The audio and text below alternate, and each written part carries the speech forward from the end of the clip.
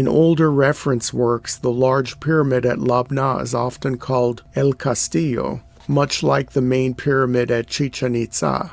The palace is 3 stories tall and is one of the largest ancient Maya structures in the Yucatan.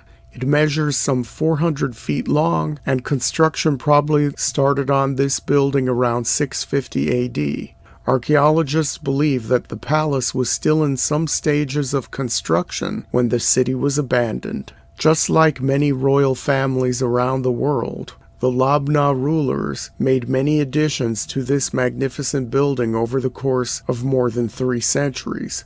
In its early years, the palace's first story was comprised of separate buildings that were later joined when the second story was built on top of them.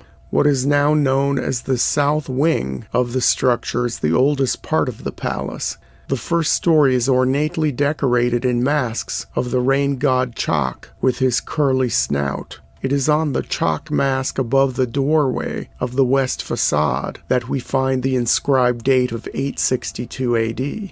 The mosaics found on the outer walls of the first story of the palace are done in the classic Puch mosaic style, which archaeologists date to between 830 and 1000 AD. The second story of the palace had residential quarters, and most of it has collapsed and is currently in ruin. What used to be the smaller third story has also collapsed onto the second. The second story had 52 bedrooms, which happens to be the same number of royal and guest bedrooms in Buckingham Palace.